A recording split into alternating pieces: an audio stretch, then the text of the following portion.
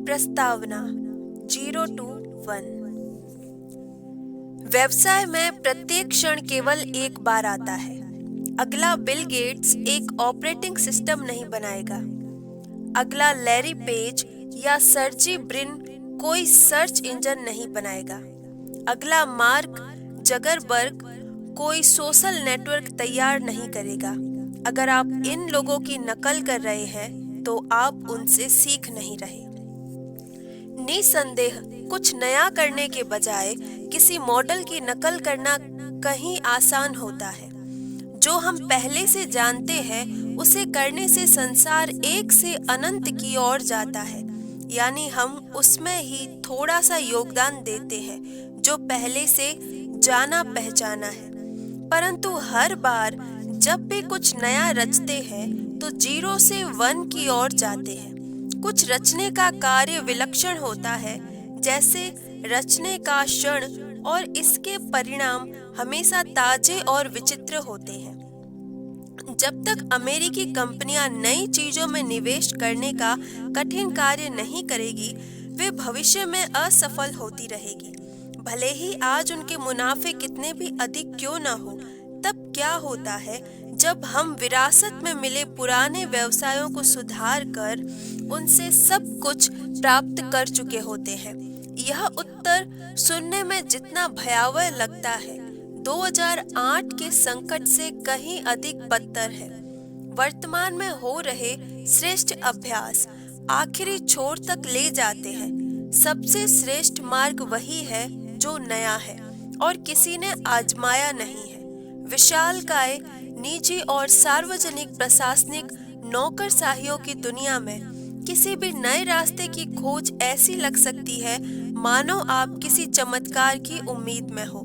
दरअसल यदि अमेरिकी व्यवसाय सफल होने जा रहे हैं तो हमें सैकड़ों या फिर हजारों की संख्या में चमत्कारों की आवश्यकता होगी। यह भले ही निराशाजनक होगा, परंतु एक तथ्य बहुत महत्वपूर्ण है। मनुष्य चमत्कार पैदा करने की अपनी योग्यता के कारण ही दूसरी प्रजातियों से अलग पहचाने जाते हैं। हम इन चमत्कारों को तकनीक का नाम देते हैं। तकनीक चमत्कारी होती है क्योंकि यह हमें कम से बहुत अधिक करने की अनुमति देती है। हम बुनियादी क्षमताओं को उच्चतम स्तर तक ले जाने में सफल होते हैं। अन्य प्राणी सहज रूप से बांध या शहद के छत्ते बनाने जैसी चीजों की ओर खिंचाव रखते हैं, परंतु केवल हम ही है जो नई चीजों का आविष्कार करते हुए उन्हें बेहतर बनाने का काम कर सकते हैं। मनुष्य पहले से दिए गए ब्रह्मांडीय विकल्पों की सूची में से कुछ चुनकर बनाने का निर्णय नहीं लेते। हम नई तकनीकें रचते हुए संसार की योजना को नए सिरे से लिखते हैं। हम इस तरह के बुनियादी सत्य दूसरे ग्रेड में पढ़ने वाले बच्चों को पढ़ाते हैं, परंतु इन्हें ऐसी दुनिया में याद रखना मुश्किल है जिसमें से बहुत कुछ ऐसा है जो पहले ही हो चुका है और हम उसे दोहराते रहते हैं। 0 to 1 इसी बारे में है कि ऐसी कंपनियां कैसे बनाए जो नई चीजें तैयार कर सकती है। यह सब कुछ उसी अनुभव पर आधारित है जो मैंने पेपाल और पेलंटियर के सह-संस्थापक और फिर फेसबुक और स्पेसएक्स सहित सैकड़ों स्टार्टअप्स में निवेशक के रूप में पाया।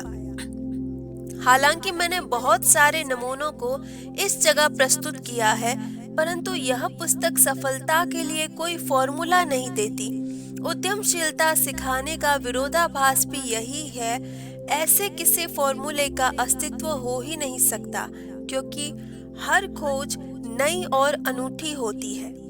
कोई भी पूरे अधिकार से यह नहीं सिखा सकता कि कोई नई खोज करने वाला कैसे बन सकता है।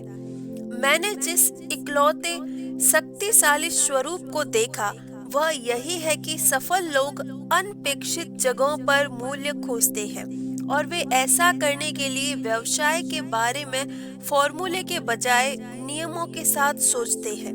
यह पुस्तक स्टार्टअप से जुड़े कोर्स से तैयार की गई है जिसे मैंने 2012 में स्टैनफोर्ड में सिखाया था। कॉलेज छात्र कुछ चीजों में विशेषज्ञता हासिल कर सकते हैं, परंतु उनमें से बहुत से यह भी नहीं सीखते कि उन कौशल से इस विस्तृत संसार में करना क्या है। कक्षा को पढ़ाने का मेरा प्राथमिक लक्ष्य यही था कि छात्रों को शैक्षिक विशेषज्ञों द्वारा उस व्यापक भविष्य के लिए बनाए गए मार्गों से परे देखने में मदद कर सकूं, जिन्हें उन्हें रचना है। उन छात्रों में से एक ब्लैक मास्टर्स ने कक्षा में विस्तार से सभी नोट्स लिए, जिन्हें कैंपस से कहीं आगे तक प्रसारित किया गया, और 0 to 1 में मैंने उसके साथ काम किया है ताकि उन नोट्स को बृहद पाठकों तक पहुंचाने के लिए संशोधित किया जा सके। ऐसा कोई कारण नहीं कि भविष्य को केवल स्टैनफोर्ड या फिर कॉलेज या सिलिकॉन वैली में ही होना चाहिए।